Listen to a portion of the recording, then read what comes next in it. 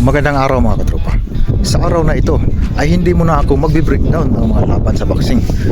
Ngunit magsishare muna ako sa inyo ng aking mga pamamaraan, yung aking mga strategy kung paano ako magbibit sa ating pinakamamahal na sports ng boxing sa online platform mga katropa. So ganito yung aking strategy para magtatagal yung ating mga pantaya at may tsansa na tutubo sa susunod na buwan, no? Hindi tayo palagi na lang magta-top up, no?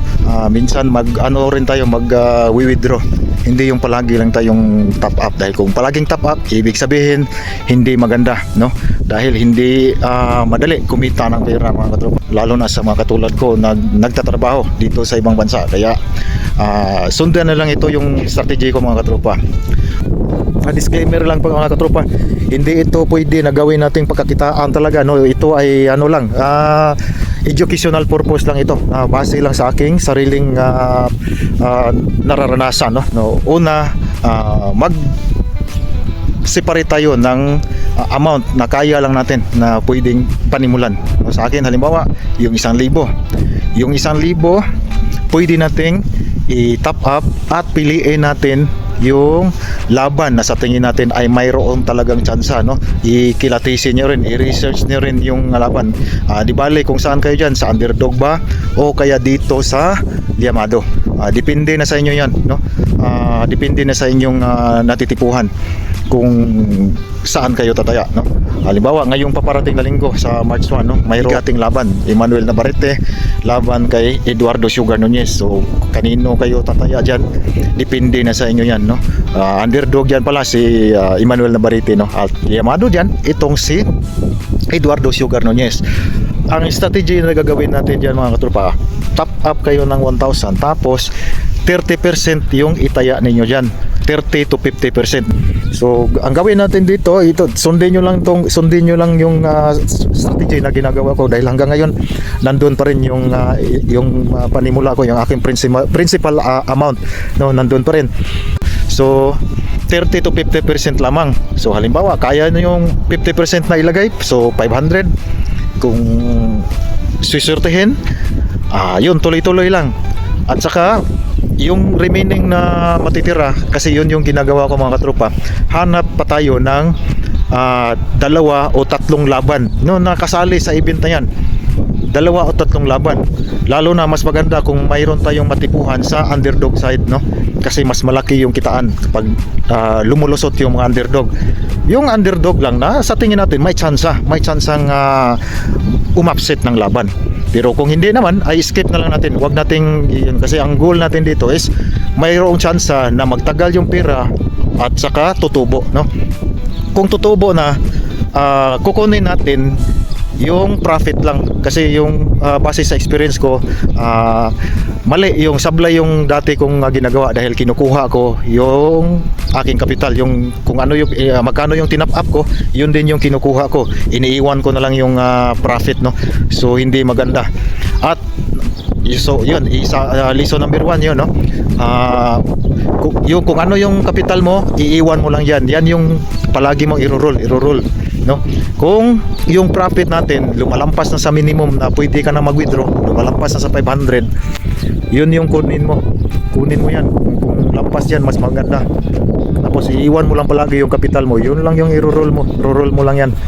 Tapos isa pang dapat mong iwasan dito, lesson number 2 na dapat mong iwasan is wag mong ihalo yung pagtataya sa boxing at saka sa basketball, kasi dati yan talaga yung malaking pagkakamali, no?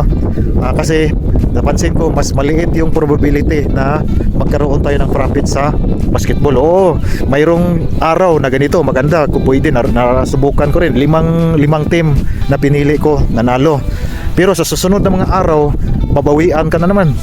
Hindi katulad sa boxing mga katropa, mas mataas yung tsansa, mas mataas yung probability na magkaroon talaga ng profit dito. Yung sa boxing na lang talaga yung tinatayaan, hindi na yung basketball, dahil pampagulo. Pag natalo ka doon, hahabulin natin yung talo, hindi maganda, no? Yung profit sana dito sa boxing, pag dito tayo nananalo, matatransfer pa natin, matataya pa natin sa basketball, kaya hindi nagiging effective yun. So dito tayo isang sports lang yung dapat natin tayaan. Yun, dalawa o tatlong laban sa isang event, mas maganda piliin natin, no. Regardless kung sa underdog ka ba o sa Yamado, depende kung saan yung mapipilian mo, no. So yun, at saka pag nagkaroon na ng resulta, pag medyo sinerte, i-roll mo lang yung capital mo, yung profit mo diyan. Yun yung ginagawa ko. Pwede mo nang kunin pag umabot na sa minimum amount na pwede nang ma-withdraw, no. Yun lang yun. Tapos ituloy-tuloy lang yan. Wag lang maging greedy, wag lang ibig kong sabihin, wag lang itaya agad yung buong amount sa isang laban lamang, dahil sabi ko nga, may risk pa rin talaga ito, no. Kasi taya to game to, no. Laban ito. Ganun pa rin naman kahit mag-invest ka sa mga stocks, ganun pa rin, may chance pa rin mawala yung pinagpaguran mo pag doon ka mag-invest, di ba? So dito na lang mas madali, linggo-linggo mayroong event, mayroong laban, no. So pipiliin lang natin yung mas malaki yung tsansa na mananalo talaga dito. Mas magandang tayaan dito sa paborito nating sports ng boxing, mga katropa. So yun, tandaan nyo talaga, iwasan yung magtaya sa ihalo yung pagtaya sa basketball at saka yung boxing. Dapat sa boxing lang, no. Yan yung pinaka-importante. At saka huwag maging greedy, yung pangalawa, huwag maging greedy. Huwag itaya yung isang buong amount sa isang lang, kahit na pa konti-konti lang, paliit-liit lang yung at least kung sigurado naman tayong mananalo, okay lang yan. Saka importante din to, huwag nyong itaya sa yung sa mga ibang mga option, ibang mga choices. Halimbawa, mananalo by decision, by unanimous decision, mga ganun. Kasi distraction yan. Dito na lang tayo sa Moneyline, yung sa regular na panalo lang. Wag yung sa may kasama yung draw, hindi. Wag yan kasi may chance pa rin na baka mauwi bigla sa draw tapos wala, matalo pa tayo. So dito lang sa regular Moneyline lang, no. Diyan lang tayo tataya. Kahit na maliit lang yung tubo, kung dito ka sa Limado, pero at least kung sa tingin mo naman ay sigurado, at least tutubo pa rin, di ba? Kahit na sa 1,000, sa halimbawa sa 100, tutubo lang ng kalahati, 50, di ba? Lang, kaysa naman pinapatulog lang natin yung pera sa ating bank account. Mas safe nga doon sa bank account, hindi naman tumutubo, di ba? Hindi mababawasan, hindi rin naman tumutubo.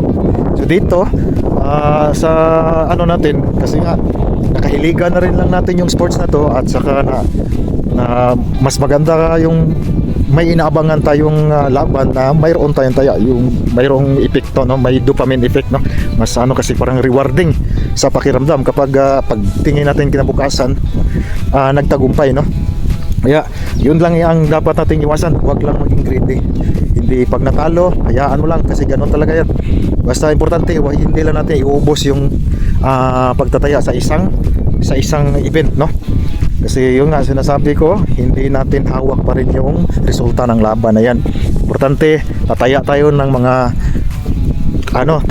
tatlong laban, no. Yung sa 1,000, separate ka ng 30 to 50%. Kung kaya mong 50%, so halimbawa 500, itaya mo sa pinaka inaabangan mong laban, o yung kadalasan inaabangan natin yung main event, di ba? So diyan pipili ka para satisfying talaga yung kwan, kasi inaabangan natin yung laban na yan, eh. So yun, pipili ka, depende kung saan yung titipuhan mo, sa underdog ba o kaya doon ba sa Limado. Ngayon, kung dito ka sa underdog, ngayon kung nanalo yung underdog na yan, so ibig sabihin nag times 2, nag times 3 ba yung pera mo, kasama na yung 500 na tinaya mo. So ituloy mo yung basta yung palagi mong iisipin sa budget mo, yung 1,000 lang, no, yung capital mo, hanggang dapat doon lang. Wag yun nga yung sinasabi, wag kang maging greedy.